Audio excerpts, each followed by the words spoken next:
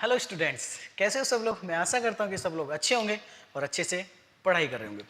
जैसे कि हमने लास्ट क्लास में केमिकल बॉन्डिंग चैप्टर के बारे में बात की थी और हमने कुछ डिस्कस किया था, ठीक है। और हमने जो लास्ट टाइम जो बात की थी कोवैलेंट बॉन्ड की बात की थी और उसमें हमने क्या पढ़ा था, लुईस ऑक्टेट थ्योरी की बात की थी। लुईस ऑक्टेट थ्योरी ने ये बताया था कि जब भी कोई मॉलिक्यूल अपने आप को स्टेबल करने के लिए या तो अपनी आउटर मोस्ट सेल में 8 इलेक्ट्रॉन को कंप्लीट करेगा या फिर डुप्लेट करेगा। डुप्लेट किसके केस में देखा था, हाइड्रोजन के केस में। बाकी हमने मोस्टली केस में क्या देखा था कि जब भी कोई मॉलिक्यूल बनेगा वो ऑक्टेट के अकॉर्डिंग 8 इलेक्ट्रॉन कंप्लीट करेगा, लेकिन ऐसा सब में नहीं देखा गया, है ना। तो ये कुछ टाइम के बाद फेल हो गया। तो इसके हम बात करेंगे, ड्रॉबैक की बात करेंगे। किसकी बात करेंगे बेटा, हम ड्रॉबैक की बात करेंगे। हेडिंग डालो, drawback of Lewis octet theory.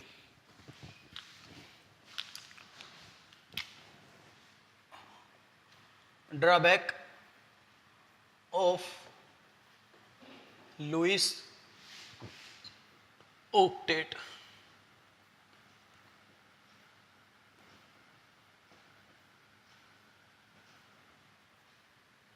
क्या बोला इसने, लिखो बेटा।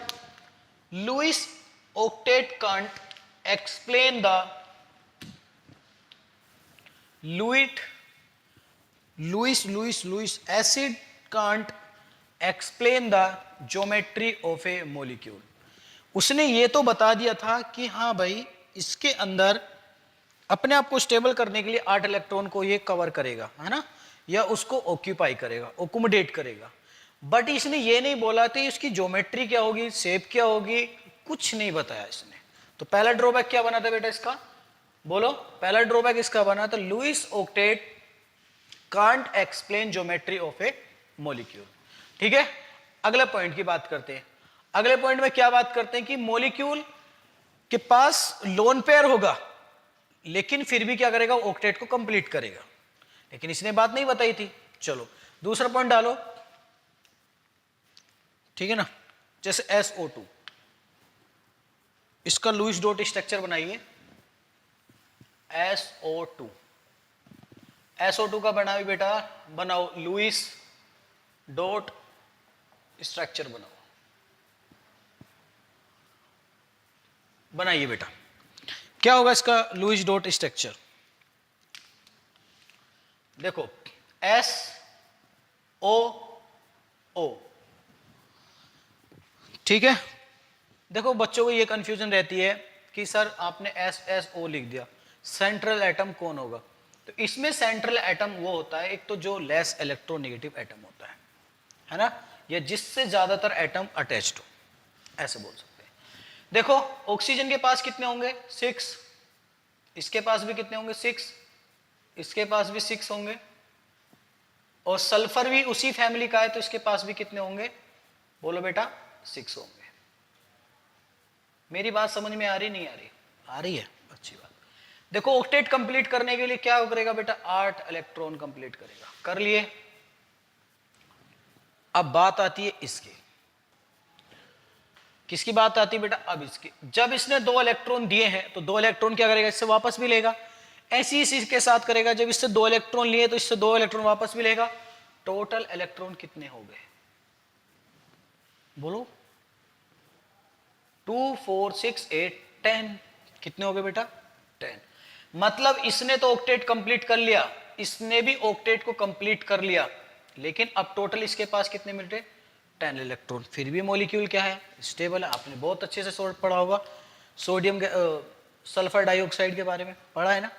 हाँ, तो यहां पर ये रूल एक्सप्लेन नहीं कर पाया कि सल्फर के पास 10 इलेक्ट्रॉन होने के बावजूद भी फिर भी वो ज्यादा स्टेबल है अकॉर्डिंग टू ऑक्टेट रूल, इसको वो एक्सप्लेन नहीं कर पाया।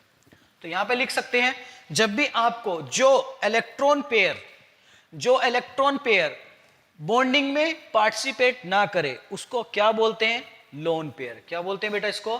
तो ये जो 2 कांटे क्रॉस, जो हमारे 2 क्रॉस बचे ऊपर वाले, ये वाले जो 2 क्रॉस हैं, इनको क्या बोलेंगे बेटा, एक पेयर बोलेंगे।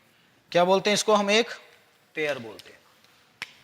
इस पेयर को क्या बोलेंगे बेटा, हम एक क्या बोलेंगे इसको? Lone pair. क्या बोलते हैं बेटा इसको हम? Lone pair. जो बॉन्ड बनाने में पार्टिसिपेट करते हैं उनको क्या बोलते हैं?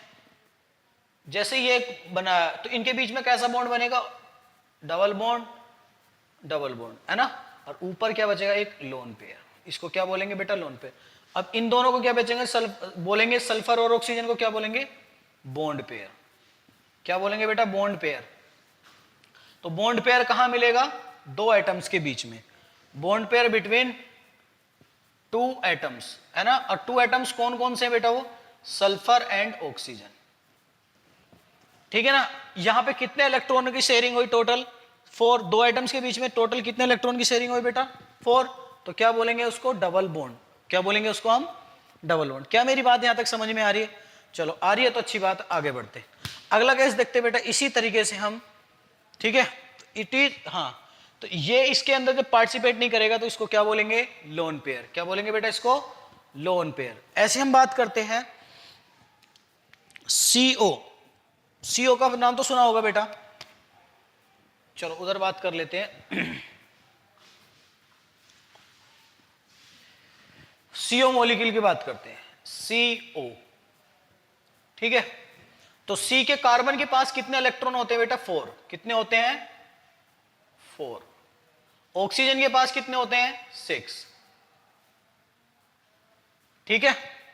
तो क्या करेगा अपनी, देखो ये अपनी ऑक्टेट कंप्लीट करने के लिए क्या करेगा बेटा? क्या करेगा? ये अपनी ऑक्टेट कंप्लीट करने के लिए 4 इलेक्ट्रॉन है इसके पास। कार्बन के पास टोटल कितने होते हैं बेटा? 6 होते हैं, है ना। लेकिन अनपेड कितने उसके पास? 4। तो ऑक्टेट कंप्लीट करने के लिए इससे 4 इलेक्ट्रॉन लेगा? कभी नहीं लेगा, ले ही नहीं सकता बेटा। 4 बॉन्ड बनाएगा तो हाईली अनस्टेबल हो जाएगा। तो ये क्या करेगा? इससे 2 बॉन्ड का शेयर करेगा। देखो यहां से समझ लेते हैं। इसके पास 6 है, ये अपनी ऑक्टेट कंप्लीट करने के लिए कितने इलेक्ट्रॉन लेगा? ऑक्सीजन 2। देखो इसने 8 कर लिए, 1 2 3 4 5 6 7 8, 8 कंप्लीट हो गए। अब हम बात करते हैं कार्बन। कार्बन ने बेटा जब 2 इलेक्ट्रॉन दिए हैं तो 2 से वापस भी लेगा, तो इसने इससे 2 वापस ले लिया। तो इनके बीच में बॉन्ड कैसा बनेगा? C, ये कार्बन का लोन पेयर बचा होगा, डबल बॉन्ड ऑक्सीजन, इसके पास भी लोन पेयर बचे होंगे 2। तो बेटा कार्बन के पास टोटल इलेक्ट्रॉन कितने मिले? 6, और इसके हो गए 8। तो ये तो स्टेबल नहीं हुआ। तो फिर क्या करता है ये जो लोन पेयर है इसको डोनेट करता है। क्या करता है बेटा? इसको इलेक्ट्रॉन पेयर डोनेट करता है। जब इसको एक इलेक्ट्रॉन पेयर डोनेट करेगा तो एक इलेक्ट्रॉन पेयर में कितने इलेक्ट्रॉन जाएंगे? 2। तो देखो C double bond C back, इसको बोलते हैं बेटा हम कोऑर्डिनेट बॉन्ड। और इसके पास कैसा चार्ज आएगा? Partially positive.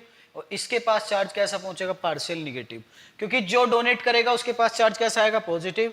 और जो एक्सेप्ट करेगा प्रोटॉन को, इलेक्ट्रॉन को, उसके पास कैसा आएगा? निगेटिव। अब यहां से काउंट कर सकते हो, इसके पास एक लोन पेयर बचा होगा, ठीक है। तो इसके पास देखो कितने इलेक्ट्रॉन हो गए? 1 2 3 4, ठीक है, 3 4। और एक लोन पेयर इसके पास बचा हुआ है 6 4 5 6 हो गए। और बेटा एक सिंगल बॉन्ड में कितने इलेक्ट्रॉन का शेयर होता है? बोलो। देखो अभी बताया था कोऑर्डिनेट बॉन्ड भी क्या करता है? एक पेयर होता है बेटा, 2 इलेक्ट्रॉन का पेयर होता है, तो उसमें भी 2 इलेक्ट्रॉन होंगे। तो कितने हो गए? 8 इलेक्ट्रॉन। इसने भी ऑक्टेट कंप्लीट कर लिया। और इसका भी देख लो 1 2 3 4 5 6 7 8, इसके भी 8। तो ये स्टेबल कौन सी फॉर्म में होगा बेटा? इस फॉर्म में ये स्टेबल होगा। ऑक्टेट रूल को, ठीक है ना, फॉलो कर लेगा, ठीक है। क्या करेगा? इसको डोनेट करेगा। तो इसका जो स्ट्रक्चर होता है वो, तो जो बनेगा हमारा finally C double bond C, और एक आएगा आपका कोऑर्डिनेट बॉन्ड, ऑक्सीजन के पास पार्शियल पॉजिटिव पार्शियल निगेटिव। इसका भी 8 इलेक्ट्रॉन कंप्लीट, इसका भी 8 इलेक्ट्रॉन कंप्लीट, ठीक है। ऐसा भी बोल सकते हैं इसके पास लोन पेयर बचा होगा, इसके पास भी एक लोन पेयर होगा। अब देखो 3, देखो एक इलेक्ट्रॉन यहाँ होगा, एक यहाँ होगा, एक यहाँ होगा, एक इधर होगा, एक इधर होगा, एक इधर। 3 3 6 2 8, ऐसी बेटा देखो 3 3 6 2 8। बात समझ में आ रही? इस तरीके से भी आप देख सकते हो, ठीक है। चलो आगे बढ़ते हैं, फिर हम बात करेंगे बेटा, रफ करते हैं इसको। अब हम एक 2-3 क्वेश्चन करते हैं। क्वेश्चन के अकॉर्डिंग हम ये देखेंगे उसके बीच में क्या देखना बेटा हमें क्वेश्चन के बीच में, कि आपको रेजोनेटिंग स्ट्रक्चर दूंगा मैं, उसमें आपको बताना है कि करेक्ट रिप्रेजेंटेशन कौन होगी according to Lewis octet theory. तो आपको क्या कंसीडर करना है उसमें, ऑक्टेट रूल को, मतलब 8 इलेक्ट्रॉन अगर वो कंप्लीट कर रहा है तो आपका वो स्टेबल होगा, और नहीं कर रहा तो वो अनस्टेबल होगा। ठीक है बेटा, तो हेडिंग डालो। हेडिंग यानी क्वेश्चन करना है, हेडिंग कहाँ डलवानी है, कुछ नहीं, न्यूमेरिकल प्रैक्टिस, न्यूमेरिकल कराने हैं बच्चों। चलो, बहुत प्यारे बच्चे सब लोग, अच्छे से पढ़ाई करो। पर तुम्हारी एक आदत मुझे बहुत गंदी लगती है, तुम टाइम पर कभी भी असाइनमेंट सबमिट नहीं करते हो। ठीक है, ये गलत बात है आपकी, बहुत गलत बात है, ऐसा नहीं करना चाहिए। अच्छे बच्चे हो, और अच्छे बच्चे गंदे बच्चों में कभी कंसीडर नहीं किए जाते, लेकिन आप धीरे धीरे गंदे बनते जा रहे हो, है ना, ऐसा नहीं। चलो बेटा, क्वेश्चन लिख देते हैं और क्वेश्चन को करिए। क्वेश्चन क्वेश्चन क्वेश्चन क्वेश्चन, चलो लिखो बेटा। पहला क्वेश्चन है, जय माता की, स्टार्ट करते हैं। अभी तक हमने थ्योरी पढ़ी थी, अब हम पहला क्वेश्चन करते हैं। विच ऑफ द फॉलोइंग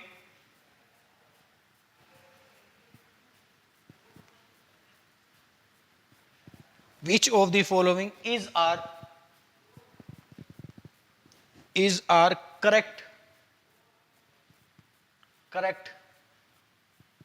देखो इस तरीके से क्वेश्चन पूछता है बोर्ड के अंदर, लुईस डॉट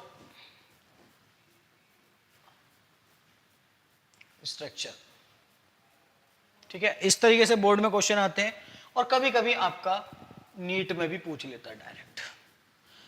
ठीक है ना बेटा, O3 की रिप्रेजेंटेशन दे देगा, और आपसे ये क्वेश्चन आई थिंक ये नीट में 2017 के अराउंड, 16 के अराउंड आया था। ठीक है, चलो पहला रिप्रेजेंटेशन इसका आपको सही वाला पहचानना है। यहां पर कितने लोन पेयर हैं इसके पास, 1 2 3 4, इसके पास पॉजिटिव चार्ज, और इसके पास negative charge. 1 2 coordinate bond, coordinate simple bond है, और इलेक्ट्रॉन कितने दे रखे हैं, 1 2 3 4। ए बी में क्या दे रखा है आपको,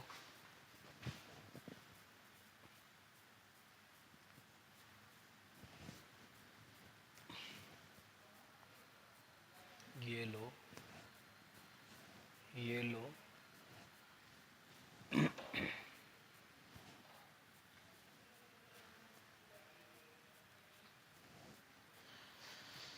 ओके। थर्ड वाला ऑप्शन में क्या दे रखा है आपको, सी में दे रखा है आपको डबल बॉन्ड ओ ऑक्सीजन,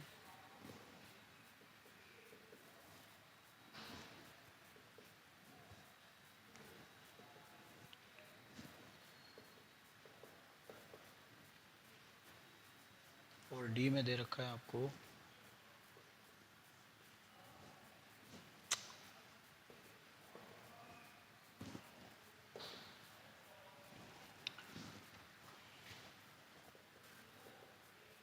ठीक है बेटा, ये 4 हैं, बनाइए।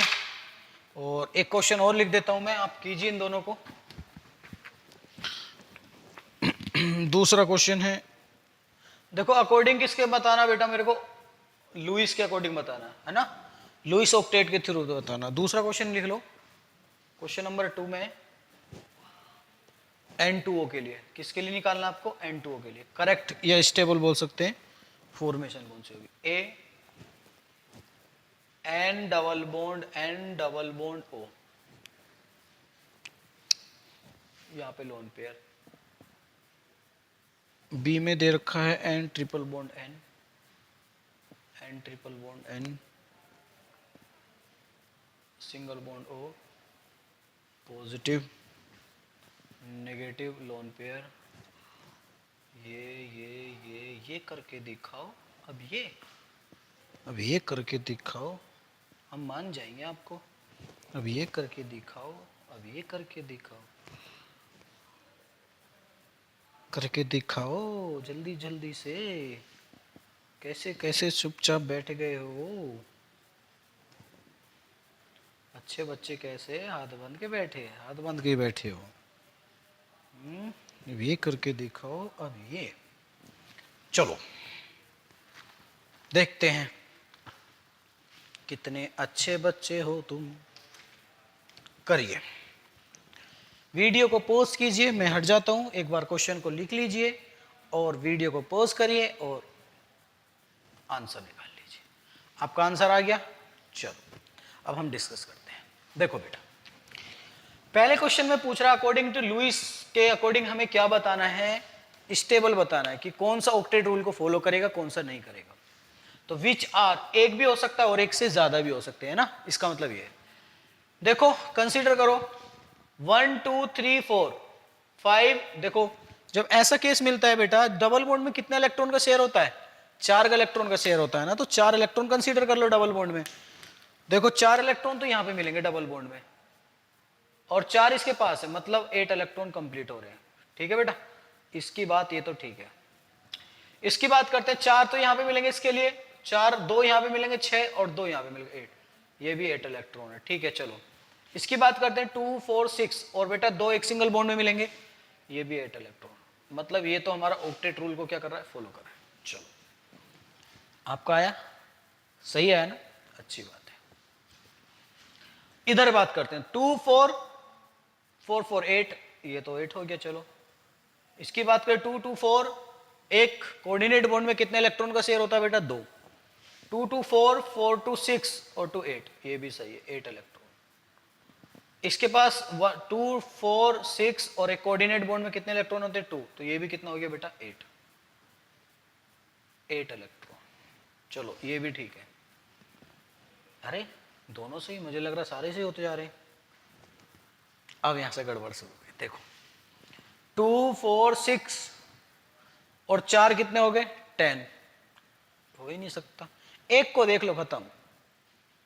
एक में अगर एक साइड से भी गलती मिल गई तो खत्म। इधर देख लो 2 4 6 8, यहां तो गड़बड़ लग रही है भाई, आप बीच वाले का निकाल लो। 4 4 8 8 2 10, ये भी नहीं है, इसका निकाल लो, गलत है। अगर तीनों को इक्वल आ रहा है तो सही है। ठीक है, इधर से भी देख लो, इधर भी 8 इधर है, बीच वाले पे 8 नहीं है। N2O की बात करें, इसमें काउंट करो 2 2 और 4 कितने हो गए बेटा, 6 इलेक्ट्रॉन। इसकी बात करें 6 है तो पहले ही कैंसिल हो गया, बात ही मत करो आगे जाने की। इसकी बात करो 2 और 3 3 3 3 6 इलेक्ट्रॉन तो यहाँ होंगे और 2 यहाँ पे हो गए, 8 हो गए। चलो ये इसके तो 8 इलेक्ट्रॉन पूरे हो गए। इसकी बात करें 3 3 6 और 2 8, इसके भी 8 इलेक्ट्रॉन पूरे हो गए। इसकी बात करें 2 4 6 और 2 यहाँ पे 8 इलेक्ट्रॉन, तो मतलब ये सही है। इसमें बात करें बेटा 2 4 4 4 8, चलो भैया 8 इसके भी पूरे हो गए। इसके काउंट करो 2 2 4 4 4 8, इसके भी पूरे हो गए। इसकी बात करें 4 4 8 2 10, नहीं है, बीच वाले पे 10 हो रहे। ठीक है बेटा, इस वाले पे 10 इलेक्ट्रॉन आ रहे। इसकी बात करें 2 2 2 4 4 2 6, गलत हो गया, पहले ही 6 मिल रहे हैं तो गलत हो गया। तो आपका आंसर कौन सा सही है, बी आंसर सही है। तो एक में 2 आंसर ठीक थे, एक में बी आंसर।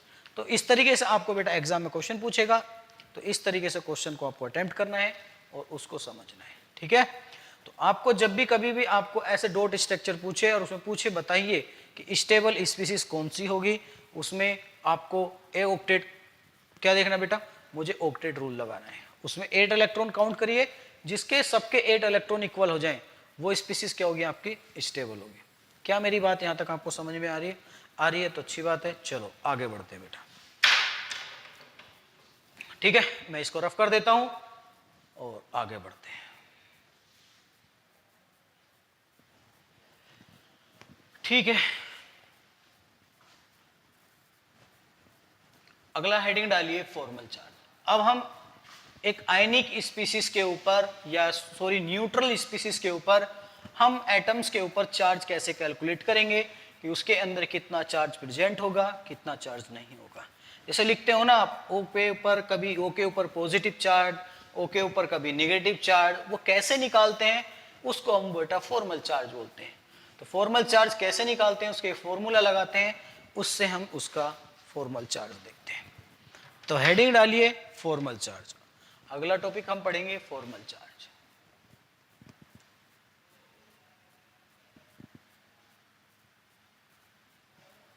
ठीक है, तो फॉर्मल चार्ज के लिए जो आप फॉर्मूला अप्लाई करोगे लिख लो, the difference between,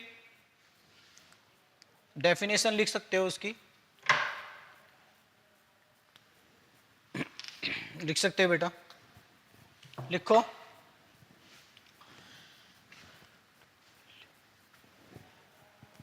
the difference between the value r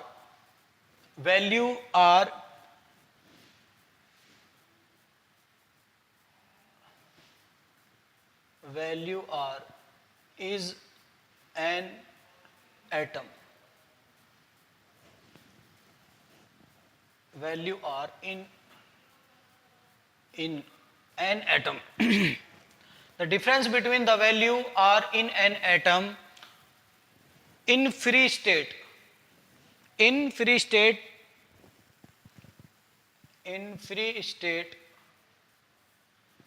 and number of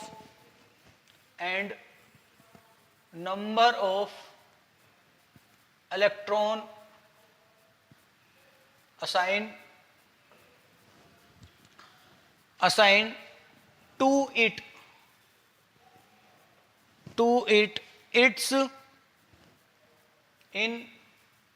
in its Lewis, किसमें बेटा, Lewis dot structure, in its Lewis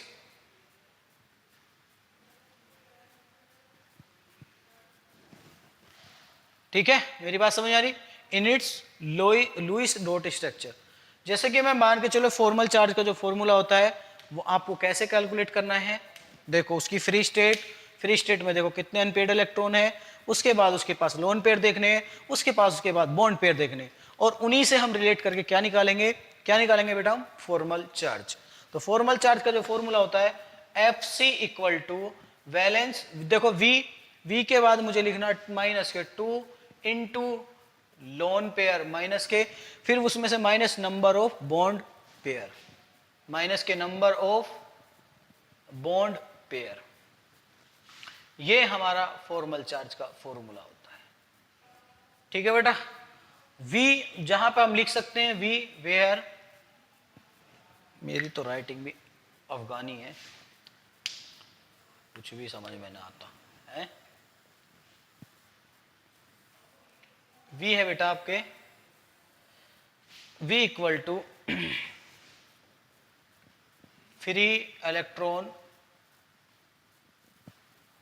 in valence shell.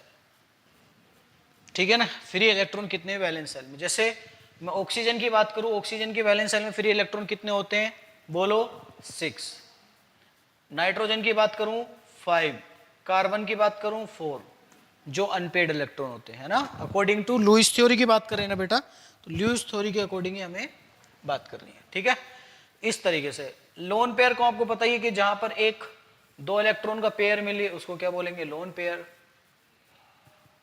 ठीक है, 2 एटम्स के बीच में मान के चलो ए और बी, इनके बीच में जो बॉन्ड होगा उसको क्या बोलेंगे, बॉन्ड पेयर। क्या बोलेंगे बेटा उसको, बॉन्ड पेयर। तो इस तरीके से लिख सकते हो। अब एग्जाम्पल के थ्रू देखते हैं कैसे हम इसको कैलकुलेट करेंगे। रफ करूं बेटा इसको मैं, चलो आगे बढ़ते हैं अपने टॉपिक की तरफ। क्वेश्चन करते हैं हम। Number 1 O3। O3 के लिए मुझे क्या निकालना है, formal charge. Calculate the formal charge for O3। Each O3 atom, ये लिख लो, हाँ, each calculate the formal charge for O3, ऐसे लिखो, calculate the formal charge for O3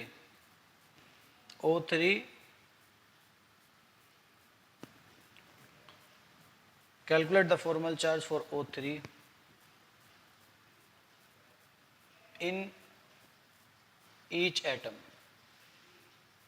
each atom मतलब एक एक एटम का निकालना है। तो जैसे मैंने स्ट्रक्चर बना के दे दिया आपको, मैंने स्ट्रक्चर बना के ये दिया है O O O, अभी निकाला था ना बेटा O करके ना, तो मैंने आपको स्ट्रक्चर बना के ये दे दिया, ये तरीके। कितने लोन पेयर दे रखे हैं यहाँ पे, 1 2 3 4 5 6 इलेक्ट्रॉन, उसके बाद यहाँ पे 2 इलेक्ट्रॉन दे रखे हैं और यहाँ पे 3 इलेक्ट्रॉन दे रखे हैं। इस तरीके से आपको बेटा गिवन होगा एग्जाम में, कोई घबराने वाली बात नहीं है। करेक्ट रिप्रेजेंटेशन उसकी वो देगा, उसके बाद वो बोलेगा बताइए कि इसके लिए फॉर्मल चार्ज की वैल्यू क्या होगी। ठीक है, तो इसके लिए मैंने बोल दिया ए एटम, इसके लिए बोला ए, इसके लिए बोला बी, इसके लिए बोला सी। ठीक है, एक न्यूमेरिकल और लिख लेते हैं, फिर हम आगे बढ़ते हैं। फिर आप कैलकुलेट करते रहना और मेरे को बताते रहना। तो अगला न्यूमेरिकल लिख लो हाथों हाथ, इसको रफ कर देता हूं ना, क्योंकि फिर आप वीडियो पॉज करके करते रहना और मैं अपना बताता रहूंगा।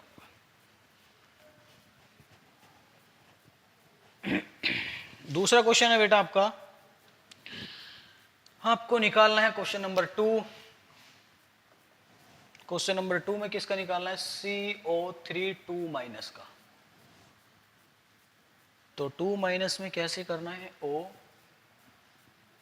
C double bond O minus minus, इसका जो स्ट्रक्चर दे रखा है आपको 1 2 3 4 5 6, 1 2 3 4 5 6, इसकी पास 2 2 2, और क्वेश्चन नंबर 3 दे रखे हैं आपको NO2 माइनस, NO2 माइनस, इसके लिए N इस पे O minus, double bond O, 1 2 3 4 5, 1 2 3 4 5 6, 3 ऐसे बना लो, 1 2,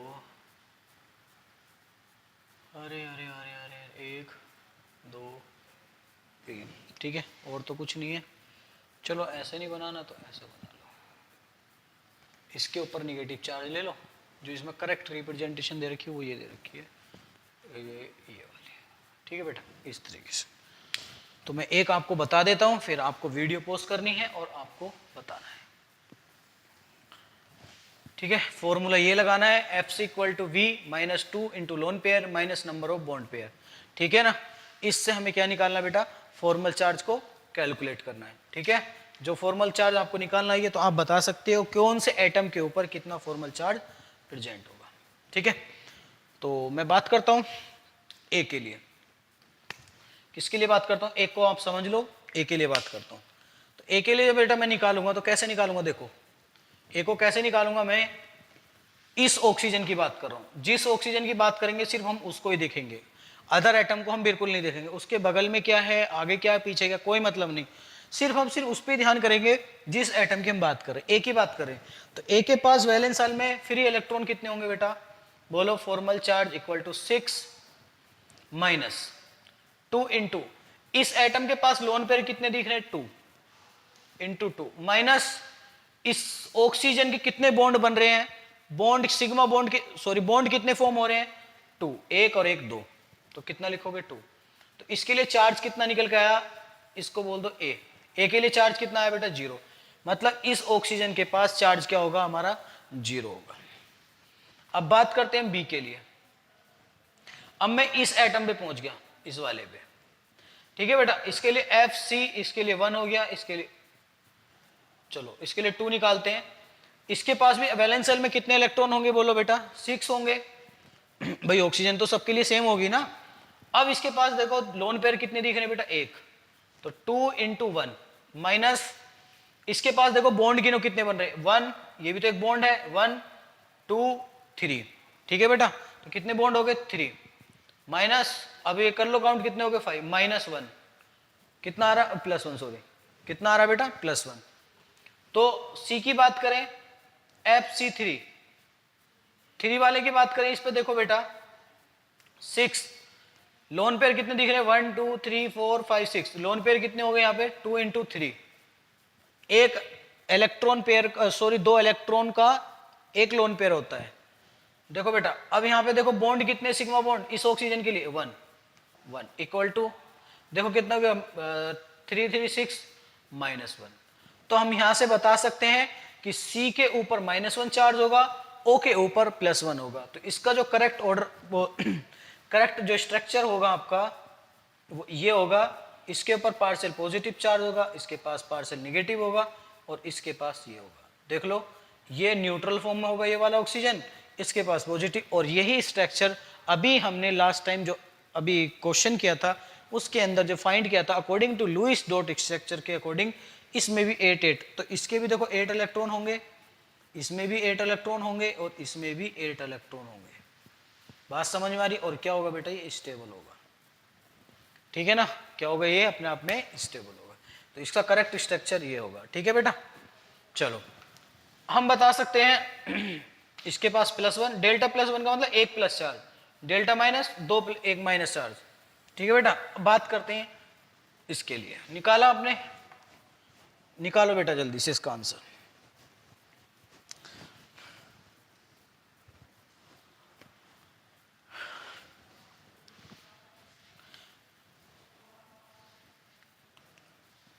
देखो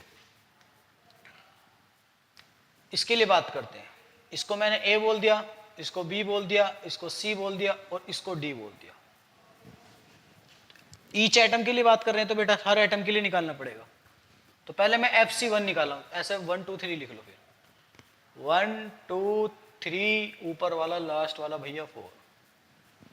तो FC1, ऑक्सीजन के पास कितने इलेक्ट्रॉन होंगे बेटा बोलो, वैलेंस सेल में कितने फ्री इलेक्ट्रॉन होंगे बोलो भाई, 6 6 माइनस, लोन पेयर कितने दिख रहे हैं आपको 3, 2 इंटू 3, बॉन्ड कितना है 1, -1 इक्वल टू, बोलो बेटा कितना आएगा -1।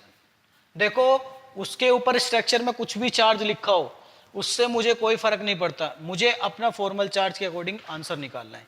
किसके अकॉर्डिंग निकालना है मुझे बेटा, फॉर्मल चार्ज के अकॉर्डिंग, ठीक है। चलो तो यहां तक पहुंचे हम, आगे बात करते हैं, आगे बात करते हैं बेटा हम। देखो -1 मिला, इस ऑक्सीजन के पास कैसा चार्ज -1, बिल्कुल सही बात है, पहले से -1 रखा हुआ है। FC2 की बात करते हैं, 2 की बात करते हैं, कार्बन, कार्बन की वैलेंस सेल में कितने इलेक्ट्रॉन होंगे 4। देखो बेटा कितने सिग्मा लोन पेयर कितने कार्बन के पास 0, 2 इंटू 0 माइनस, अब यहाँ पे बॉन्ड देखो सिग्मा बॉन्ड कितने बना रही 1 2 3 4, टोटल कितने बॉन्ड पेयर हो गए 4, 4 में 4 का 0, इस कार्बन के पास जो चार्ज होगा 0। देख लो बेटा बिल्कुल सही बात है, 0 चार्ज होगा, क्योंकि कार्बन की वैलेंसी कितनी होती है 4, 4 पूरी हो रखी है। FC3 की बात करते हैं, ठीक है बेटा, FC3 की बात करते हैं, 3 की बात करेंगे, इस ऑक्सीजन के लिए जो 1 के लिए वही सेम 3 के लिए होगा, तो 3 पे भी क्या होगा बेटा -1 होगा, क्योंकि दोनों की रिप्रेजेंटेशन सेम है ना, 1 और 3 की, तो सेम होगा चार्ज भी। FC4 की बात करते हैं, 4 की बात करें तो 6 माइनस, कितने इलेक्ट्रॉन लोन पेयर है 2 इंटू 2 माइनस, बोलो बेटा कितने बॉन्ड बना रही है ऑक्सीजन 2 इक्वल टू 0। देखो इस ऑक्सीजन की बात करें ना तो इस ऑक्सीजन के बॉन्ड ये वाले देखने, दोनों ये वाले बॉन्ड नहीं काउंट करते, ये कार्बन 4 बॉन्ड से जुड़ा हुआ, 1 2 3, तो हमने यहाँ पे 4 लिया।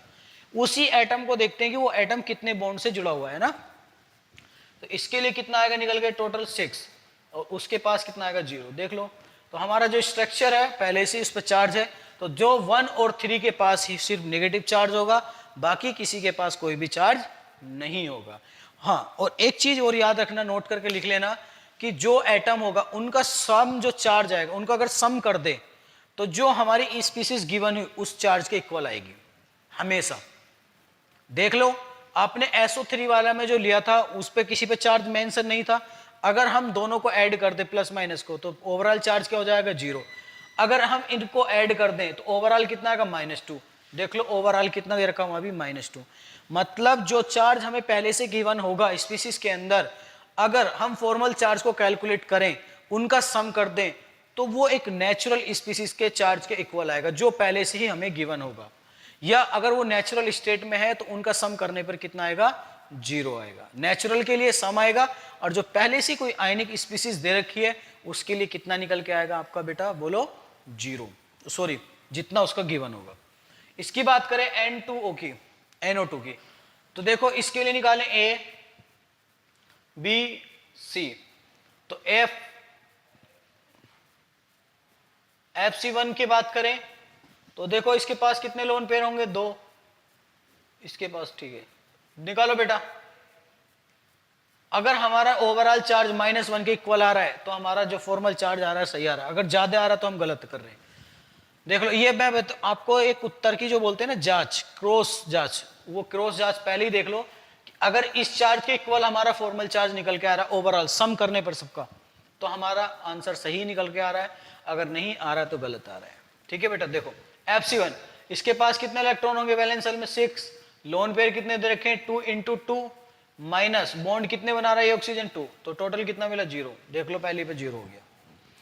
FC2 की बात करें नाइट्रोजन के लिए, नाइट्रोजन की बात करें, नाइट्रोजन के पास कितने इलेक्ट्रॉन होंगे बेटा, टोटल फ्री 5, -2, लोन पेयर क्या है 0, माइनस बॉन्ड कितने बना रहा है 4, देखो कितना आएगा -1।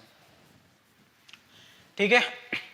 FC3 की बात करें, इसके पास कितने बेटा 6, माइनस इसकी तो सेम आएगी, जो एक ही है वो ठीक है, तो इसके पास भी 0। तो आप देख लो बेटा तीनों को ऐड कर दो, 0 प्लस -1 प्लस 0, टोटल कितना आएगा -1। देख लो -1 के इक्वल ही आ रहा है। ऐसे अगर इसमें ऐड करें -1 प्लस 0 -1 प्लस 0, टोटल कितना आएगा -2। देख लो -2 निकल के आ रहा है। तो इस तरीके से हम फॉर्मल चार्ज भी निकाल सकते हैं एक स्पीसीज के लिए, आपको निकालना आना चाहिए। चलो मैं किसी के और के एटम के लिए नहीं दे रहा हूं, आपको निकाल के दिखाना है, घर से करना है। ठीक है बेटा, तो मैं कुछ एग्जांपल्स दे रहा हूं आपको घर से करके लाने हैं। और जो मैं बेटा क्वेश्चन आपको दिया करूं वो प्लीज आप घर से किया करो। आप क्वेश्चन नहीं करोगे तो आपका बेटा जो कंसेप्ट है और जो प्रैक्टिस है वो बेकार है, आप बेकार हो जाओगे। तो आपसे प्लीज रिक्वेस्ट है, जो भी दूं उसका आंसर डिस्कस किया करो।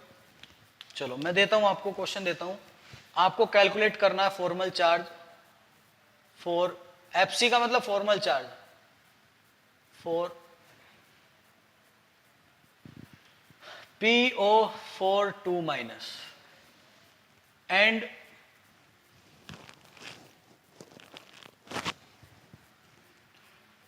PO4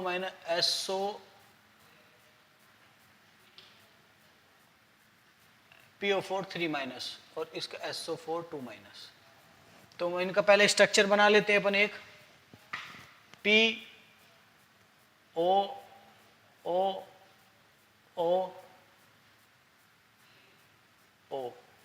माइनस माइनस माइनस, ये आपको घर से देख कर रहे हैं बेटा। देखो समझदार के लिए इशारा ही काफी है, समझने वाला बच्चा समझ गया होगा मुझे कितने एटम का निकालना है। यहाँ पे sulphur, oxygen, O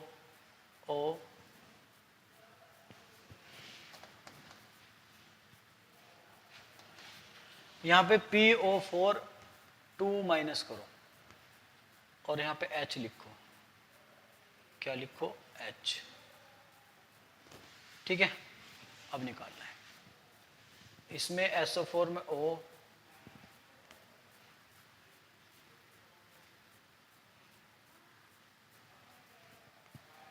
O minus minus, 1 2 3 4 5 6, 1 2 3 4 5 6, 1 2 3 4, 1 2 3 4। ठीक है बेटा, इनके लिए क्या निकालना है आपको? Formal charge. क्या निकालना है इनके लिए आपको? फॉर्मल चार्ज निकालना है। ठीक है, किस किस के लिए निकालना मैं, A B C D E F, ठीक है, ए बी सी डी ई, और टोटल सम बताना है मेरे को, टोटल सम बताना है। और यहां पे फिर करके लिख लो नोट, क्या करके लिख लो बेटा, नोट, नोट करके लिख लो। नोट में क्या लिखना है मैं बता देता हूं, फिर उसके बाद आगे बढ़ते हैं। लिखो सम ऑफ फॉर्मल चार्ज, लिख लो sum of formal charge of all atoms, of sum of formal charge of all atoms is equal to the net is equal to the net charge of species। जो net charge होगा species के ऊपर उसके equal क्या होगा, हमारा formal charge होगा। ठीक है बेटा, तो अगला हेडिंग डालिए आप। अब हमें एप्लीकेशंस पढ़नी है, क्या पढ़नी है मुझे, एप्लीकेशंस पढ़नी है किसकी, फॉर्मल चार्ज की। तो हेडिंग डालिए एप्लीकेशंस ऑफ फॉर्मल चार्ज। इसको मैं रफ कर देता हूँ, इनका आंसर घर से बताना है। देखो समझदार के लिए थोड़ा सा इशारा ही काफी है। ये ऑक्सीजन सेम है, एक का निकाल लो दोनों को बराबर आएगा, इन दोनों में एक का निकाल लो दोनों को बराबर आएगा, इन दोनों में एक का निकालो उसको बराबर आएगा, फिर टोटल सम कर दो। बस आपको इनका निकालना है। बात समझ में आ रही है? तो थोड़ा सा बेटा कैलकुलेशन को फास्ट करो, दिमाग लगाना सीखो और चीज को समझा करो। ठीक है, बात करते हैं एप्लीकेशन पार्ट की। हेडिंग डालो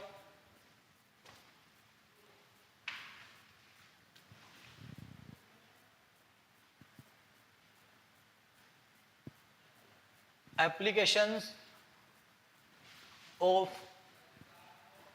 फॉर्मल चार्ज। क्या एप्लीकेशन है फॉर्मल चार्ज की, वो हमें देखनी है। क्या करनी बेटा मेरे को, देखनी है। ठीक है, चलो बात करते हैं हम इसमें फॉर्मल चार्ज में एप्लीकेशंस में क्या होता है। तो जब भी हमें फॉर्मल चार्ज होगा उसमें क्या है बेटा, हमें रिलेटिव स्टेबिलिटी देखनी है। क्या देखना पड़ेगा मुझे उसमें, रिलेटिव स्टेबिलिटी को देखना पड़ेगा। कैसे देखेंगे रिलेटिव स्टेबिलिटी को, बात करते हैं। ठीक है, तो पहला पॉइंट हेडिंग डालिए बेटा, किसकी बात कर रहे थे, एप्लीकेशन ऑफ फॉर्मल चार्ज। तो relative stability of different resonating और लुईस डॉट स्ट्रक्चर की बात करें। ठीक है, तो इसमें क्या करना है, हमें लुईस डॉट स्ट्रक्चर गिवन होगा, उसमें हमें स्टेबिलिटी ऑर्डर लगाना है। क्या लगाना है मेरे को, स्टेबिलिटी ऑर्डर लगाना है कि किसकी स्टेबिलिटी ज्यादा होगी, या तो रेजोनेटिव स्ट्रक्चर दे देगा या फिर लुईस डॉट स्ट्रक्चर दे देगा। उसमें बोलेगा कि फाइंड आउट द स्टेबिलिटी या arrange the order of stability, increasing और डिक्रीजिंग, कैसे भी पूछ सकता है वो, आपको दोनों तरीके से आना चाहिए। ठीक है, तो हम बात करेंगे क्वेश्चन के थ्रू। तो पहले क्वेश्चन लिखो, उसके बाद हम ऑर्डर को अरेंज करेंगे। ठीक है बेटा, तो लिखो ऑर्डर है आपका, क्या दे रखा है ऑर्डर इसमें, विच ऑफ द फॉलोइंग, हाँ लिखो बेटा क्वेश्चन। दो क्वेश्चन है, दोनों को आपको अरेंज करना है स्टेबिलिटी के ऑर्डर में। विच of the following, which of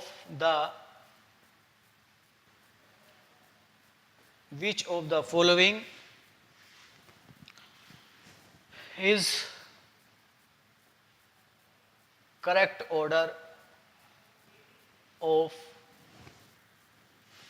Lewis of N3 and N2। किसका, N3 और N2। क्या बताना बेटा इसका, लुईस डॉट स्ट्रक्चर। आपको स्टेबिलिटी ऑर्डर लगाना है उसका, which of the following is correct order of N3 N2 Lewis dot structure. ठीक है ना, इन फॉर्म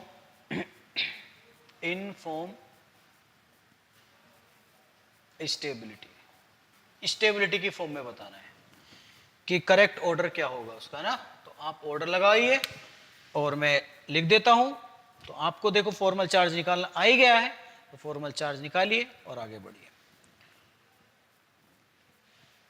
ए, पहले हम बात करेंगे N3 के लिए, ठीक है ना। ए, उसके लिए क्या दे रखा है आपका, अगर मैं N3 के लिए बात करता हूं तो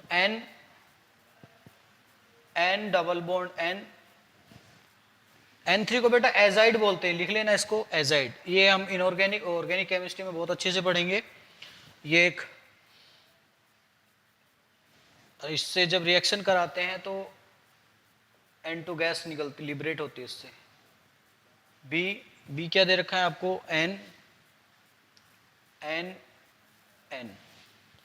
उसके बाद double bond double bond double bond double bond plus negative charge, lone pair, और इसके बाद 2 लोन पेयर हो गए, और इसके पास भी 2 लोन पेयर हो गए, ठीक है बेटा।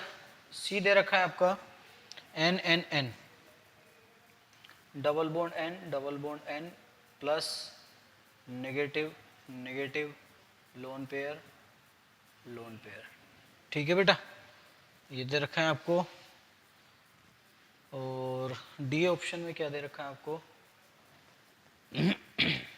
ये बेटा क्वेश्चन आए हुए हैं, जब आप बुकलेट को सोल्व करोगे, जो प्रीवियस क्वेश्चन पेपर उनमें आपको काफ़ी बार टाइम्स देखने को मिलेगा, रिपीट होया हुआ मिलेगा। ये फेवरेट क्वेश्चन है IITs के और नीट के, बच्चों को कंफ्यूज करने के लिए बहुत मज़ा आता है उनको, बच्चे के जज्बात के साथ खेलते हैं, समझते नहीं है लोग, बच्चों के साथ खेलते हैं, ठीक है बेटा।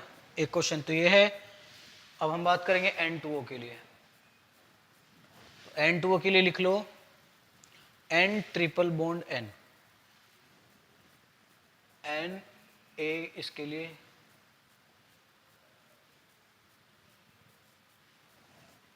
N ट्रिपल बॉन्ड N, और यहाँ पे लोन पेयर, यहाँ पे कुछ नहीं, एक पॉजिटिव चार्ज, और यहाँ पे 1 2 3 4 5 6, ठीक है बेटा, ये दे रखा है। इसके पास -1। बी में दे रखा है आपका N double bond N double bond N double bond N double bond N double bond N, और कुछ दे रखा है -1 +1। सी में आपको क्या दे रखा है इसमें, हाँ N ट्रिपल बॉन्ड N, और यहाँ पे +1 -2,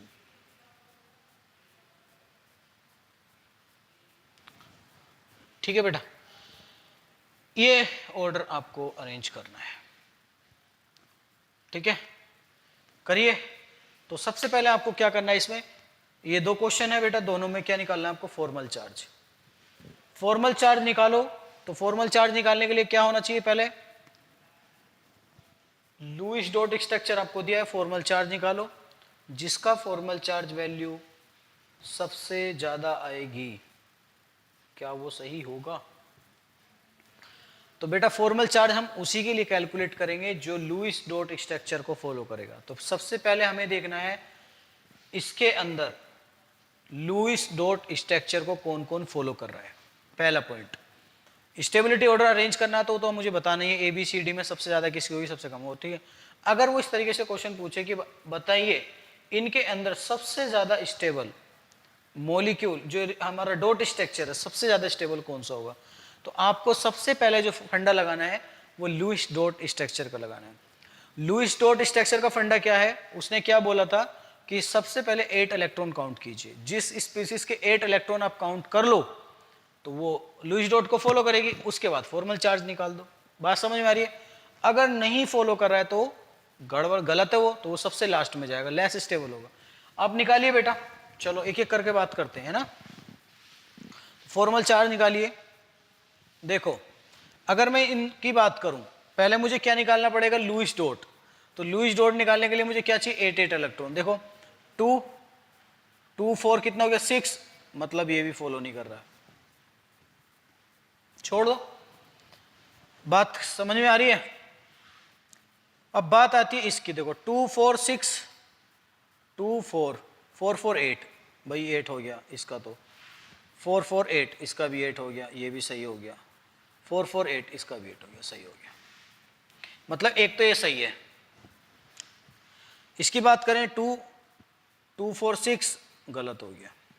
इसकी बात करें 2 2 4 4 8, ये 8 हो गया। इसकी बात करें 2 2 4 4 4 8, ये भी 8 हो गया। 2 2 4 4 4 8, ये भी सही हो गया। ठीक है बेटा, तो कहीं गड़बड़ तो नहीं कर दी हमने? इस वाले में कहीं गड़बड़ तो नहीं कर दी?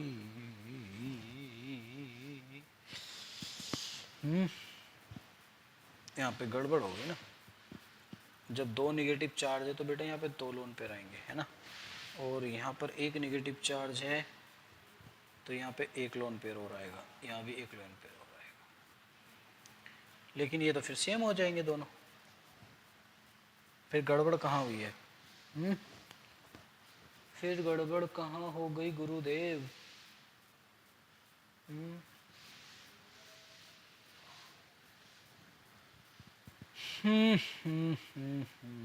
हाँ सही है, उसने गलत ही ऑप्शन दिया करके। ठीक है बेटा, तो ये भी गलत हो गया, ये भी 8 हो गया, ये भी 8 हो गया, ये भी 8 हो गया। जब देखो बेटा दोनों के सेम बन जाए, देखो अब ऑर्डर अरेंज अभी हम नहीं कर रहे, अभी हमने पहले देखा है स्टेबिलिटी सबसे ज्यादा किसकी होगी? जो लुईस डॉट स्ट्रक्चर को फॉलो करेगा। तो अब इसमें दो मिल रहे हैं, कितने मिल रहे हैं बेटा? दो मिल रहे हैं, दोनों की स्टेबिलिटी सेम होनी चाहिए। क्या ऐसा पॉसिबल हो पाएगा? नहीं हो पाएगा। क्यों? क्योंकि इस ऑक्सीजन के पास, नाइट्रोजन के पास कितना निगेटिव चार्ज है? एक। इसके पास कितना है? दो। मेरी बात समझ में आ रही है? तो अब यहां से दूसरा फंडा लगाते हैं, फॉर्मल चार्ज। क्या निकालेंगे बेटा हम? Formal charge. फॉर्मल चार्ज निकालो इस, तो फॉर्मल चार्ज भी ओवरऑल कितना ही आएगा निकल के? ओवरऑल कितना निकल के आएगा? -2 ही निकल के आएगा। इसका भी इतना ही निकल के आएगा। फिर हम क्या करेंगे बेटा, ऐसे केस में जब दोनों में चार्ज भी सेम हो और डॉट स्ट्रक्चर भी सेम हो, तब हम क्या फाइंड करेंगे? सिमेट्रिकल, कि जहां पर चार्ज सिमेट्रिकल डिस्ट्रीब्यूट हो रहा होगा, symmetrical charge, equal charge distribute हो रहा होगा। तो यहां पे देखो -1 इधर है, -1 इधर है, सिमेट्रिकल चार्ज डिस्ट्रीब्यूट हो रहा है। इतना ही इसने इसको दिया, इतना ही इसको दिया।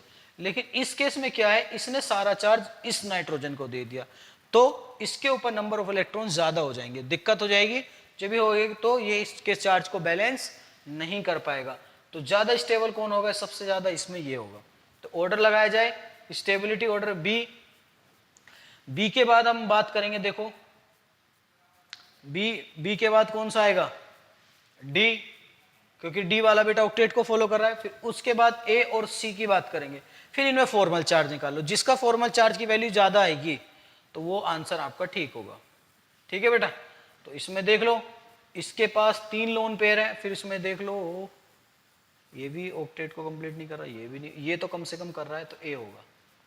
ए के बाद फिर सबसे लास्ट में आएगा सी।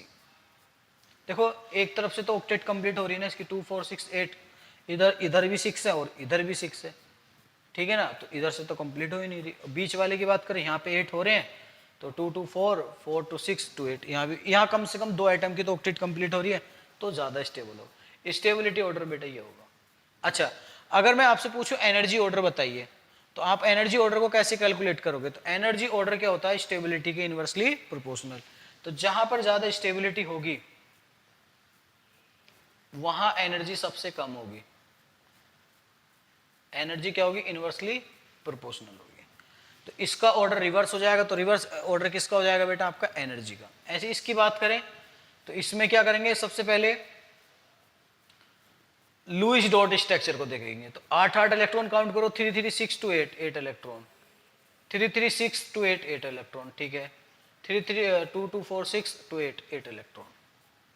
ठीक है बेटा, इसकी बात करें 2 2 4 4 4 8 8 इलेक्ट्रॉन। ठीक है, इसकी बात करें 8 इलेक्ट्रॉन। ठीक है, ये भी।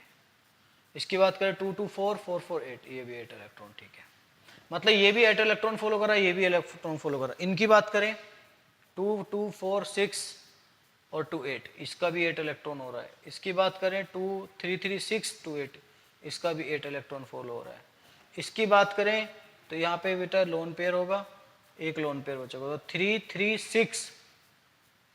3 6 और 8। अब यहाँ पे बेटा देखो तीनों के केस में 8 8 इलेक्ट्रॉन। अब मैं किसको ऑर्डर अरेंज करूँ? अब यहाँ पे देखो चार्ज भी सिमेट्रिकल नहीं है भाई, यहाँ पे ऑक्सीजन के पास है, यहाँ पे नाइट्रोजन के पास है, यहाँ पे ऑक्सीजन के पास है, नाइट्रोजन के पास है। फिर इसमें हम देखेंगे चार्ज जो है निगेटिव चार्ज, जब ऐसा केस बने तो फॉर्मल चार्ज निकालेंगे सबके लिए। तो फॉर्मल चार्ज की वैल्यू देख लो, चलो फॉर्मल चार्ज की वैल्यू भी सेम हो गई। पहले हम देखेंगे लुईस डॉट स्ट्रक्चर। अगर लुईस डॉट स्ट्रक्चर फेल हो रहा है, सबके अंदर 8 8 इलेक्ट्रॉन आ रहे, फिर हम कैलकुलेट करेंगे फॉर्मल चार्ज। अगर फॉर्मल चार्ज भी सेम आ रहा है, फिर उसके बाद देखेंगे सिमेट्रिकल चार्ज डिस्ट्रीब्यूशन। अगर वो भी सिमेट्रिकल चार्ज डिस्ट्रीब्यूशन भी सेम आ रहा है, क्योंकि एक पॉजिटिव एक निगेटिव है, फिर उसके बाद देखेंगे जितना negative charge more electronegative atom के ऊपर होगा, उतना ही हमारा मॉलिक्यूल क्या होगा, स्टेबल होगा। क्योंकि मोर इलेक्ट्रोनेगेटिव एटम, इलेक्ट्रोनेगेटिविटी उसमें ही पता चल रहा है कि वो निगेटिविटी की बात कर रहा है। तो निगेटिव चार्ज कहां पे स्टेबल होगा, मोर इलेक्ट्रोनेगेटिव एटम पे। आपको पता है नाइट्रोजन और ऑक्सीजन के बीच में कौन ज्यादा इलेक्ट्रोनेगेटिव होता है, ऑक्सीजन। बात समझ में आ रही है? इन दोनों के बीच में मोर इलेक्ट्रोनेगेटिव एटम कौन होता है, ऑक्सीजन। अब यहां से देखो नाइट्रोजन और ऑक्सीजन में यहां पर एक, अगर मैं इसको एक कंसीडर कर दूं ए, यहां पे -1 मिल रहा है और ऑक्सीजन में देखो कहीं मिल तो नहीं रहा, नहीं यहां पे मिल रहा है +1, तो ये वाला तो अनस्टेबल हो जाएगा भाई। क्योंकि क्या हो रहा है, +1 चार्ज रख रहा है, और मोर इलेक्ट्रोनेगेटिव के ऊपर क्या होता है, नेगेटिव चार्ज ज्यादा स्टेबल होता है। उसके बाद देखें -1 यहां मिल रहा है, ये लेस इलेक्ट्रोनेगेटिव है। तो आपका जो ऑप्शन मिलेगा, आपको मिलेगा ए के बाद आपको मिलेगा सी, और सी के बाद मिलेगा आपका बी। क्योंकि देखो बेटा ये तो मोर इलेक्ट्रोनेगेटिव एटम है, इसके पास नेगेटिव चार्ज है, ज्यादा स्टेबल, लेकिन यहां भी मोर इलेक्ट्रोनेगेटिव एटम के पास क्या चार्ज है, कौन सा, पॉजिटिव चार्ज। और आपको पता है नाइट्रोजन से ज्यादा क्या होता है बेटा, ये नाइट्रोजन से ज्यादा क्या होता है, मोर इलेक्ट्रोनेगेटिव एटम। तो आपका जो ऑर्डर, स्टेबिलिटी ऑर्डर आएगा ए सी बी। कौन सा ऑर्डर आएगा आपका, ए सी बी। क्योंकि इसके रेस्पेक्ट में तो दोनों देखो इलेक्ट्रोनेगेटिविटी सेम है दोनों की, लेकिन यहां पे माइनस चार्ज और गेन कर रहा है, एक्स्ट्रा इलेक्ट्रॉन डेंसिटी बढ़ रही है, तो ए का चार्ज और बढ़ गया। फिर बात करते हैं बी, इसकी बात करते हैं प्लस की और इसकी। अब इसके बाद अगर फॉर्मल चार्ज देखना चाहो तो फॉर्मल चार्ज से भी निकाल सकते हो, या फिर ऐसा कर सकते हो कि देखो यहां पे भी मोर इलेक्ट्रोनेगेटिव एटम के पास क्या है, प्लस चार्ज है, सी यहां पे इसके पास कोई चार्ज नहीं है, तो बी। बात समझ में आ रही है? क्योंकि आपको पता है नाइट्रोजन क्या होता है, लेस इलेक्ट्रोनेगेटिव एटम होता है, किसके कंपेयर में, ऑक्सीजन के कंपेयर में। क्या मेरी बात समझ में आ रही है? अगर आ रही है तो बेटा इसको नोट कर लो, फिर आगे बढ़ते हैं। क्या बढ़ते हैं, आगे बढ़ते हैं, ठीक है ना।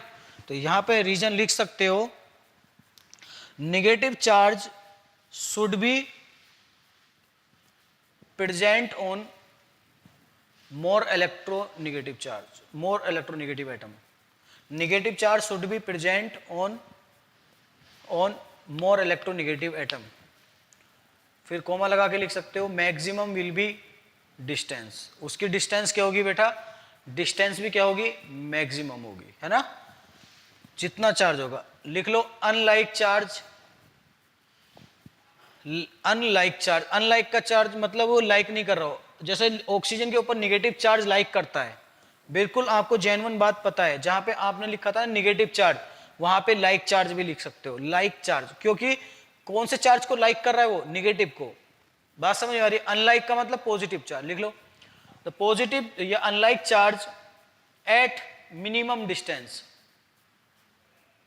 मिनिमम डिस्टेंस क्या रखेगा बेटा, वो जो अनलाइक चार्ज होगा, बोलो unlike charge at minimum distance, ठीक है। तो उसी के जो पॉइंट लिखा है उसी के आगे लिख देना। उसके बाद लिखो बेटा exceptions of Lewis octet rule. अब मुझे क्या पढ़ना है, मुझे एक्सेप्शंस पढ़ने हैं लुईस एसिड के।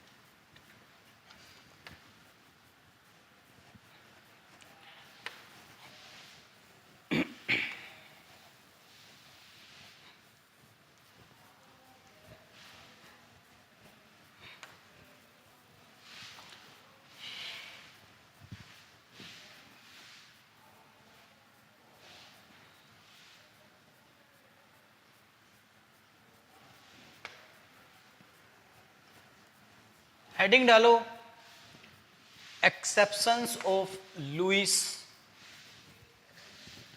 ऑक्टेट।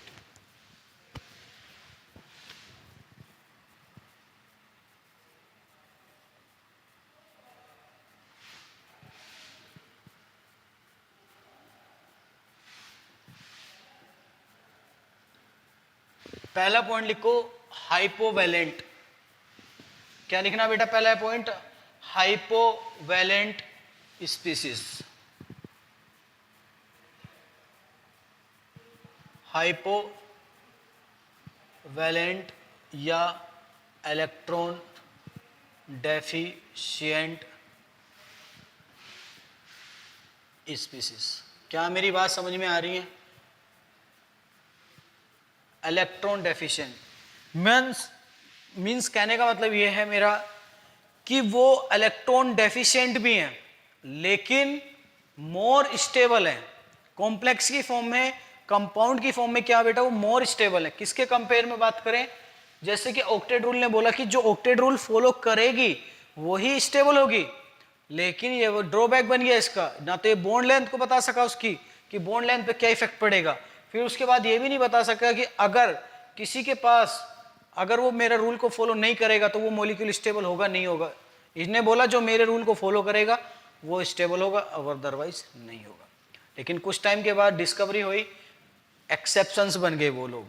किसके लिए? लुईस ऑक्टेट के लिए। और एक बात आपको बहुत अच्छे से मालूम है बेटा, जब मार्केट में कोई बंदा कुछ अच्छा काम करता है तो सिर्फ वो चाहता कि मेरी तारीफ हो, मेरा ही नाम गुणगान हो, तो दूसरे को नहीं चाहता। तो वही ये चाहते थे कि बस मेरा ऑक्टेट रूल ही सब में जानना चाहिए। लेकिन जब डिस्कवरी हुई कुछ टाइम के बाद तो वो क्या बन गए? उसके लिए एक्सेप्शंस बन गए, जिसके लिए उसको बेचारे को शर्मिंदा होना पड़ा। ठीक है, जो बात उनकी बोली वो बात उनकी गलत प्रूफ हो गई। तो जैसे बात कर सकते हैं लुईस हाइपोवैलेंट कौन से होते हैं बेटा? जो 8 इलेक्ट्रॉन से कम रखते हैं। जैसे एग्जांपल BeCl2, BeCl2, BCl3 और बहुत सारे एग्जांपल है, BF3, AlCl3, वो बाद में आएंगे। ठीक है,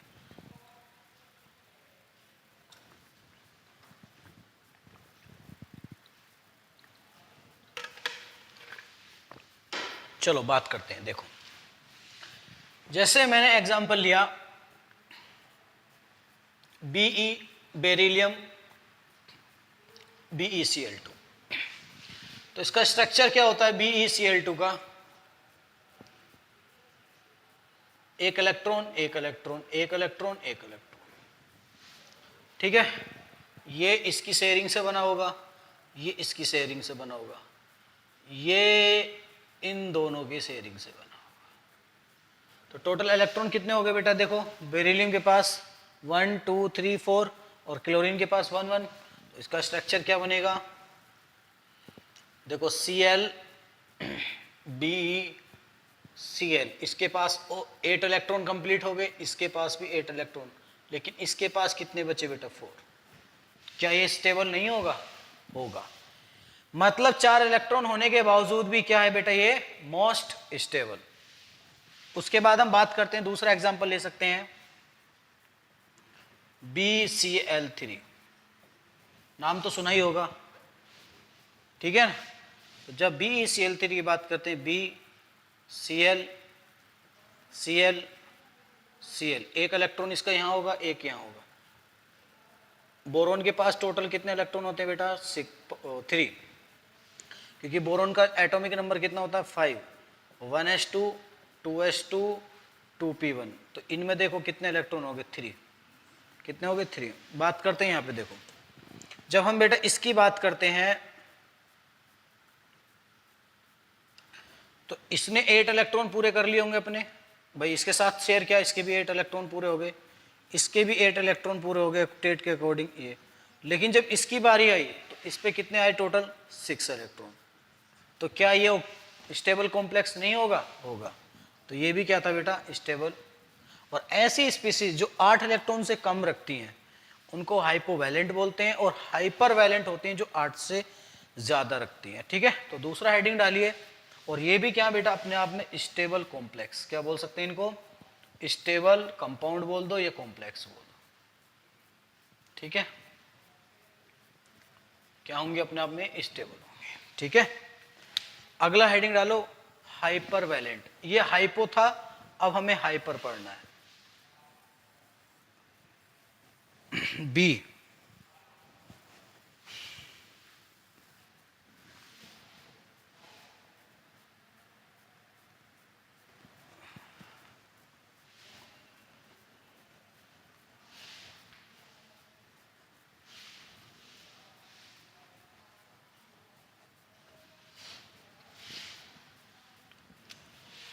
डालो बेटा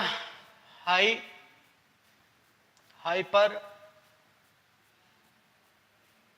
वैलेंट, हाइपर वैलेंट। ठीक है, ये बोल सकते हैं, ये कहां मिलेगी, ये कंपाउंड और आपको कहां मिलेगी बेटा, ये कंपाउंड और मॉलिक्यूल विद एक्सपेंडेड, जो वो एक्सपेंड कर रहे हैं।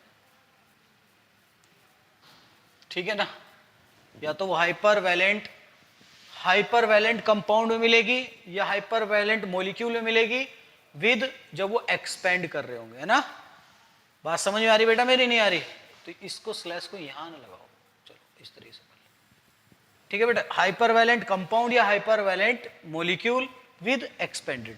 जैसे एग्जांपल नाम तो सुना ही होगा, PCl3, PCl5, SF6, है ना, ये सारे मॉलिक्यूल।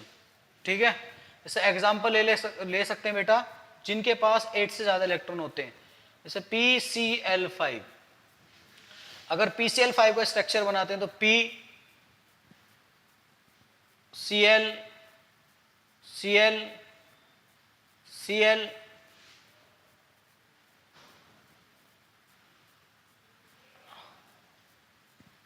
चलो ऐसा बना देते हैं, अच्छा सा बना देते हैं, Cl, Cl, Cl। ठीक है, ये आपका हो गया। ठीक है बेटा, इसका भी 8 इलेक्ट्रॉन कंप्लीट हो जाएगा, इसका भी 8 इलेक्ट्रॉन कंप्लीट हो जाएगा, क्योंकि आउटर मोस्ट किट में कितने होते हैं, 7 इलेक्ट्रॉन होते हैं हेलोजन फैमिली में। इसका भी 8 कंप्लीट हो जाएगा, इसका भी 8 कंप्लीट हो जाएगा अकॉर्डिंग टू ऑक्टेट रूल, इसका भी कंप्लीट हो जाएगा। फास्फोरस के पास कितने अनपेड इलेक्ट्रॉन होते हैं, 5, तो उसने 5 डोनेट कर रखे हैं। एक यहाँ होगा, एक यहाँ होगा, एक यहाँ होगा, एक यहाँ होगा, एक यहाँ होगा। क्लोरीन का यहाँ होगा, यहाँ होगा, यहाँ होगा, क्लोरीन के पास होगा, यह होगा। जब वो बेटा 5 दिए हैं तो 5 वापस भी लेगी, जब वो सबसे वापस लेगा फास्फोरस, तो टोटल कितने इलेक्ट्रॉन मिलेंगे उसके पास, 10। तो ऐसे स्पीसीज को क्या बोलते हैं, हाइपर वैलेंट स्पीसीज। क्या ये मॉलिक्यूल स्टेबल नहीं है, है बेटा, ये क्या है, स्टेबल कंपाउंड। क्या है, अपने आप में एक स्टेबल कंपाउंड। देख लो, बहुत बुरी हालत कर दी बेचारे की, लुईस थ्योरी की बहुत बुरी हालत कर दी। दूसरे की बात करें, ये तो इससे भी खतरनाक है, दूसरा वाला भैया SF6। सल्फर के पास टोटल इलेक्ट्रॉन कितने होते हैं, 6, ऑक्सीजन की फैमिली का 6, और फ्लोरीन के पास कितने होते हैं, 7। ठीक है बेटा, इसके पास 7 होते हैं, इसके पास 6। बनाइए सल्फर,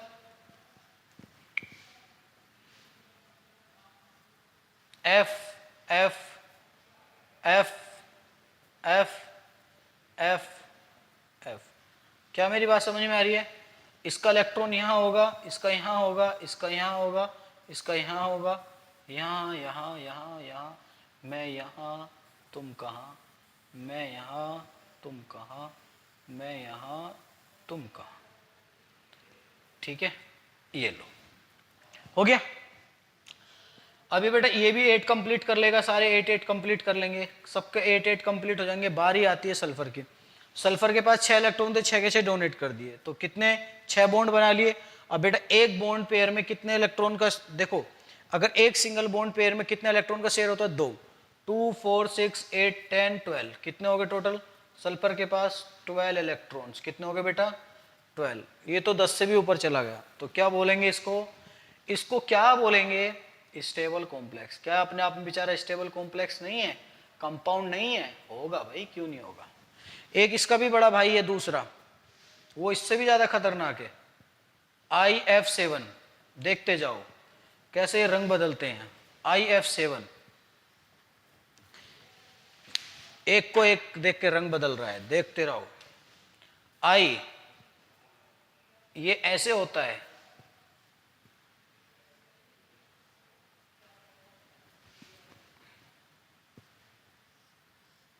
ठीक है बेटा। देखो आई इंडिया में कितनी बार आई, बता सकते हो मेरे क्वेश्चन का आंसर? मेरी पहली बता दो, आई इंडिया में कितनी बार आई? कुछ तो आई काम वाली को समझने लग गए होंगे नालायक। आई नहीं, आई मतलब आई इंडिया में कितनी बार आती है? 2 बार, ठीक है। IFFF बेटा मजाक कर रहा था, सीरियस नहीं है, ठीक है, सिर्फ मजाक कर रहा था। इसका स्ट्रक्चर कुछ इस टाइप का होता है, पेंटागोनल। आप सीखेंगे आगे धीरे धीरे, मेरे को आता है तो मैंने बता दिया, ठीक है। पेंटागोनल, अरे ये तो गलत मिला दी। इस तरीके से इसका स्ट्रक्चर होता है, इसका इस तरीके से होता है, हेक्सागोनल टाइप का। इसका इस तरीके से होता है, मैंने वही रिप्रेजेंटेशन लिखी है, ये 3 मेंबर्ड रिंग टाइप का होता है ये, इस तरीके से, ठीक है बेटा। अगर हम इसकी बात करें तो आयोडीन के पास भी 7 इलेक्ट्रॉन होंगे और फ्लोरीन के पास भी 7 इलेक्ट्रॉन होंगे, तो इसने 7 इलेक्ट्रॉन डोनेट करके 7 बॉन्ड बना लिए। तो इसका इलेक्ट्रॉन यहाँ होगा, यहाँ होगा, यहाँ होगा, यहाँ होगा, यहाँ होगा, ये तो फूल सा बन गया।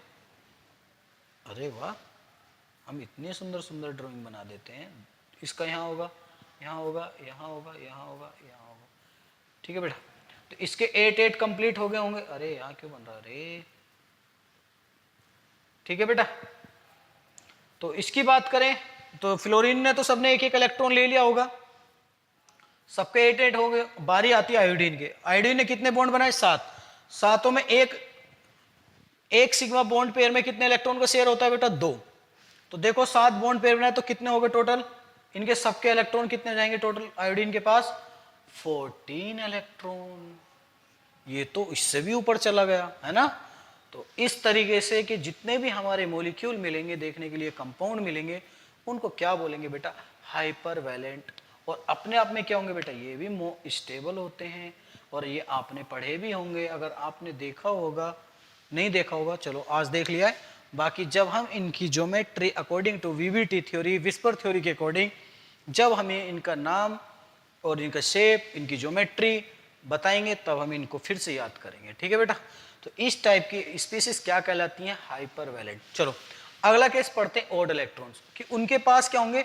ऑड नंबर ऑफ इलेक्ट्रॉन्स होंगे। तो जिनके पास ऑड नंबर ऑफ इलेक्ट्रॉन्स होते हैं वो भी लुईस ऑक्टेट को फॉलो नहीं करते हैं।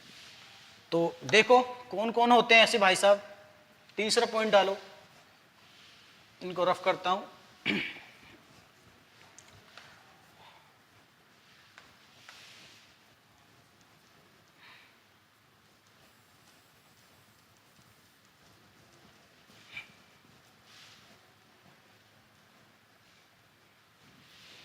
ठीक है, तो थर्ड पॉइंट डालो बेटा, ऑड इलेक्ट्रॉन्स मॉलिक्यूल।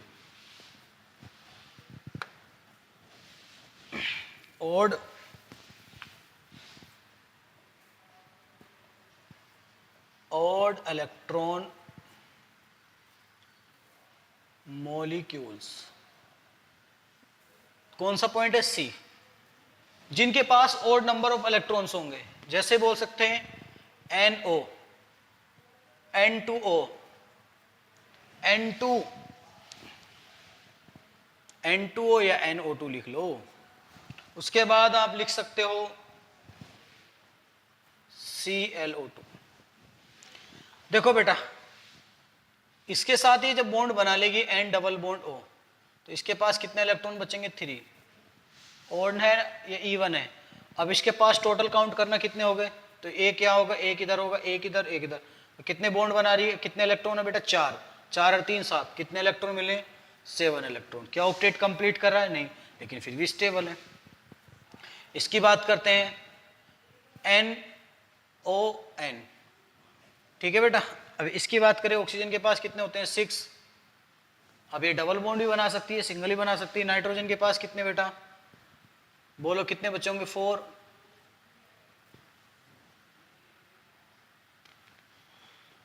ये नहीं होगा, ये तो E1 आ रहा है, इसको हटा दो। NO2, NO2 की बात करते हैं, O, ठीक है बेटा। इसकी बात करते हैं, देखो इसके पास 2 2 2 2 2, क्या ये डबल बॉन्ड का शेयरिंग कर पाएगी? क्यों नहीं कर सकती, कर दिया, एक इलेक्ट्रॉन बचा। अगर हम टोटल इलेक्ट्रॉन के काउंट करें 4 4 4 कितना हो गया 8, टोटल कितना हो गया 9 इलेक्ट्रॉन्स। भाई इसको भी तो काउंट करोगे, एक बचा होगा भैया, है ना। या वैसे भी देख सकते हो, यहाँ पे 3 बच रहे हैं, यहाँ पे कितना बच रहा है, 1 बच रहा है, इस तरीके से भी देख सकते हो। Cl2O की बात करें तो क्लोरीन सेंट्रल एटम होगा, ऑक्सीजन। अगर डबल बॉन्ड बना लिया तो कितने बचे होंगे, टोटल कितने होते हैं क्लोरीन के पास 7, तो 4 इलेक्ट्रॉन शेयर कर दिए, कितने बचे होंगे 3। तो देख लो बेटा 3 बचे। अगर हम टोटल काउंट करें इससे कितने हो गए 4 4 8 और 3, बोलो बेटा 4 4 8 11, कितने इलेक्ट्रॉन है 11। अगर वैसे देखो तो वैसे भी ओड दिख रहे तुम्हें, वैसे भी कितने दिख रहे हैं, ओड दिख रहे हैं। तो ऐसी स्पीसीज देखो फिर भी क्या होती है बेटा, अपने आप में ये स्टेबल कॉम्प्लेक्स की फॉर्म में होती है, मॉलिक्यूल्स की फॉर्म में होती है, कंपाउंड की फॉर्म में होती है, बट ऑक्टेट रूल को फॉलो नहीं करती है। देखो थर्ड ड्रॉबैक मिल गया। फोर्थ ड्रॉबैक क्या था इसका, कंपाउंड ऑफ इनर्ट गैस। जो इनर्ट गैस कॉम्प्लेक्स होते हैं वो ऑक्टेट रूल को फॉलो नहीं करते हैं, वो पहले से ही अपने आप में क्या होते हैं, पहले से क्या होते हैं बेटा, वो ऑक्टेट के अकॉर्डिंग फुलफिल्ड होते हैं। कौन, इनर्ट गैस, है ना, लेकिन फिर भी वो मॉलिक्यूल बनाते हैं। जैसे हम बात कर सकते हैं फोर्थ पॉइंट की, लिख सकते हैं हम,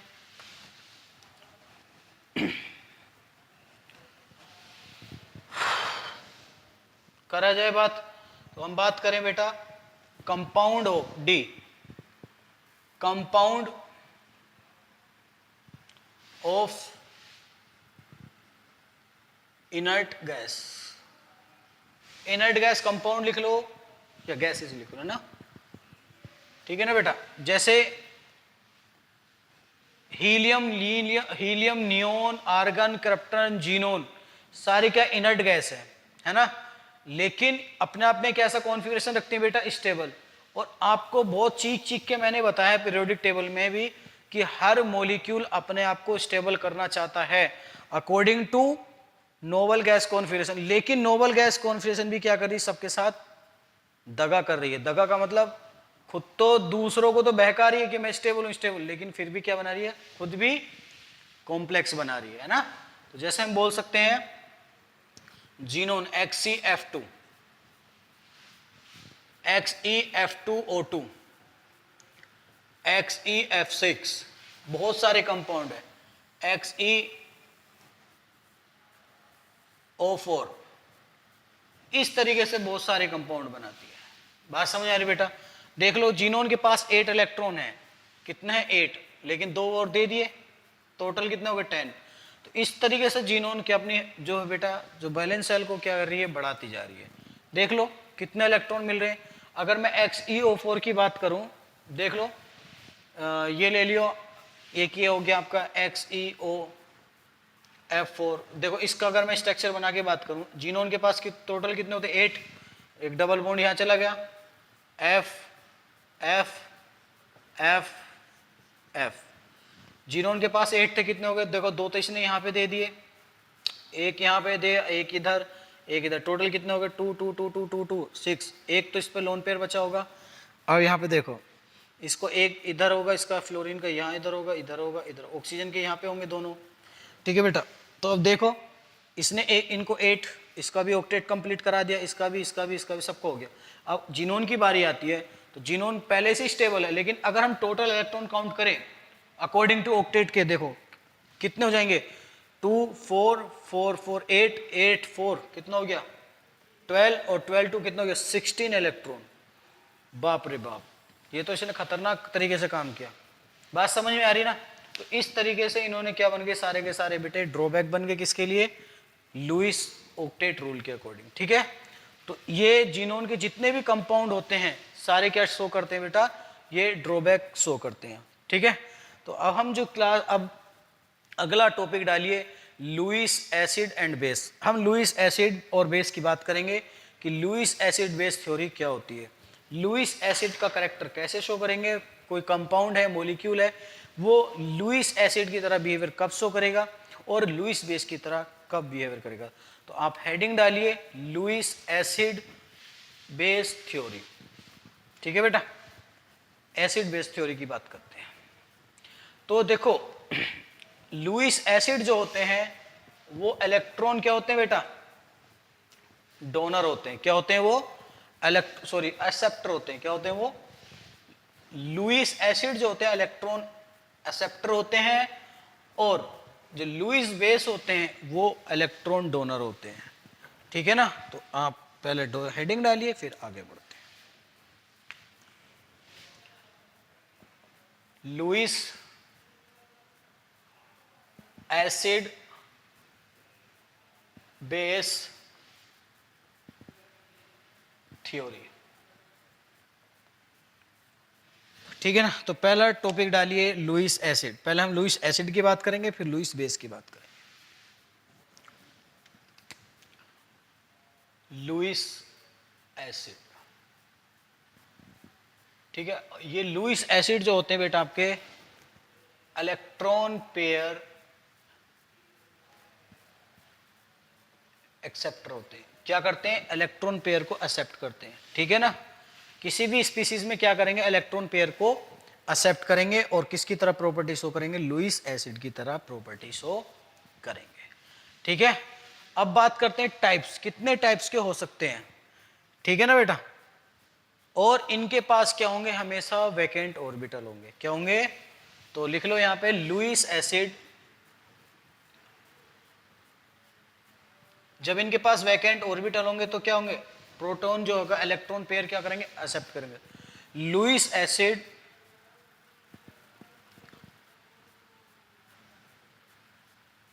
हैव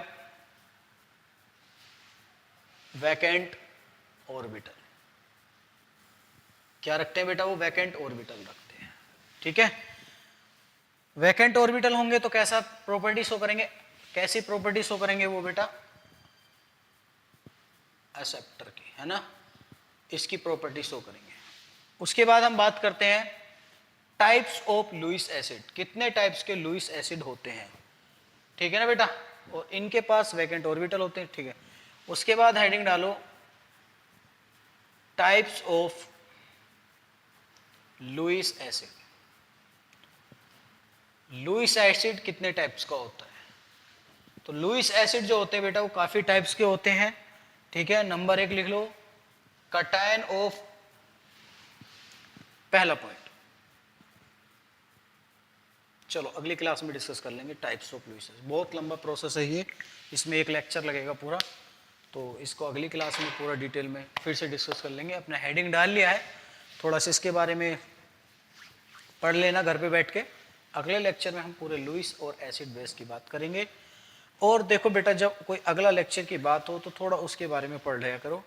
मैं हर लेक्चर में बताता हूँ कि मैं अगले लेक्चर में हम ये डिस्कस करेंगे, वो डिस्कस करेंगे, ऐसे पढ़ेंगे, वैसे पढ़ेंगे, तो प्लीज़ थोड़ा सा उसके बारे में आप 10 मिनट भी देख लिया करो। काफ़ी है कि आप 10 मिनट बुक खोल के घर पे देख लो, एनसीईआरटी से देख लो, या आपके पास कोई बुक की पीडीएफ हो, या नीट आश्रम का या किसी भी एकेडमी का आपके पास कोई मटेरियल हो तो आप उसमें उससे देख सकते हो, आपको बहुत अच्छे से अवेलेबल होगा। और नहीं भी है तो एक बार पूछो, आप जहाँ भी पढ़ रहे हो तो उनसे ले लो मटेरियल, और लेने के बाद उसमें देखो, थोड़ा सा उस टॉपिक के बारे में सोचो कि होता क्या है, क्योंकि बेटा यही तरीका होता है बेस बनाने का। अगर उससे थोड़ा सा पहले आप उसको पढ़ के आओगे तो और मज़ा आएगा पढ़ने में, है ना।